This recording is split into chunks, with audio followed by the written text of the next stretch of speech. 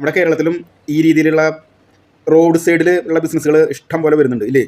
അതിൽ ഏറ്റവും കൂടുതൽ ആണുങ്ങളാണ് ആൺകുട്ടികളാണ് ചെയ്യാനായിട്ട് ഇപ്പോൾ തയ്യാറായി വരുന്നത്. പക്ഷേ ഈ വീഡിയോ കാണുമ്പോൾ നിങ്ങൾക്ക് തോന്നും ഞങ്ങൾക്ക് എന്താ ചെയ്താന്ന് ഇല്ലേ? പെൺകുട്ടികളും ചെയ്യുന്നുണ്ട്. പക്ഷേ ഞാൻ പറയുകയാണെങ്കിൽ ഈ പഠിച്ചിരിക്കുന്ന കുറേ പെൺകുട്ടികളുണ്ട്, ജോലിയില്ല എന്ന് പറഞ്ഞ് ഞാൻ ഇത്രയും പഠിച്ചു, എനിക്ക് ജോലിയില്ല, എനിക്കൊന്നും ചെയ്യാൻ പറ്റില്ല, ഒന്നും ചെയ്യാൻ അറിയില്ല എന്നൊക്കെ ചിന്തിച്ചിരിക്കുന്ന ആൺകുട്ടികളായാലും പെൺകുട്ടികളായാലും നമുക്ക് എന്ത് ബിസിനസ് ചെയ്താലും ബിസിനസ് ചെയ്ത് കാശുണ്ടാക്കാൻ, അല്ലെങ്കിൽ നമ്മളൊരു അധ്വാനിച്ച് ആ കാശുണ്ടാക്കി ആ കാശ് കിട്ടി ജീവിക്കുമ്പോൾ അതൊരു സുഖം തന്നെയാണ്. അപ്പോൾ ഇനിയുള്ള യുവതലമുറകൾ ചെയ്യേണ്ടത് ഇത് തന്നെയാണ്. അല്ലാണ്ട് ഗവൺമെൻറ് ജോലി മാത്രം അതും അതുകൂടെ നമുക്ക് നോക്കാൻ കിട്ടണമെങ്കിൽ ഓക്കെ, എനിവേ അത് കിട്ടിയില്ലെങ്കിൽ തന്നെ നമുക്ക് 4 കാശ് ഉണ്ടാക്കാനായിട്ട് വല്ലവരുടെയും അടുത്ത് പോയി യാചിക്കുക, അല്ലെങ്കിൽ അവരുടെ ചീത്ത കേട്ട് നമുക്ക് ജീവിക്കാനാണ് നല്ലത്. ഈ തരത്തിലുള്ള ബിസിനസ്സുകൾ കുറച്ച് പൈസ മുതൽ മുടക്കി ഗവൺമെൻറ്റും സെൻട്രൽ ഗവൺമെൻറ്റും നമ്മുടെ സംസ്ഥാന ഗവൺമെൻറ് ഇഷ്ടം പോലെ ലോണുകൾ കൊടുക്കുന്നുണ്ട്. അന്വേഷിക്കൂ, കണ്ടെത്തും എന്ന് പറഞ്ഞ പോലെ ഉള്ള വാക്കിൻ്റെ ഒരു ഉദാഹരണമാണിത്. നമ്മൾ പ്രയത്നിക്കണം, ബുദ്ധിമുട്ടണം. ആ കുട്ടി കണ്ടില്ലേ, ഇതൊരു വീഡിയോ എടുക്കാൻ വേണ്ടി ചെയ്തിട്ടുള്ളതാണ്.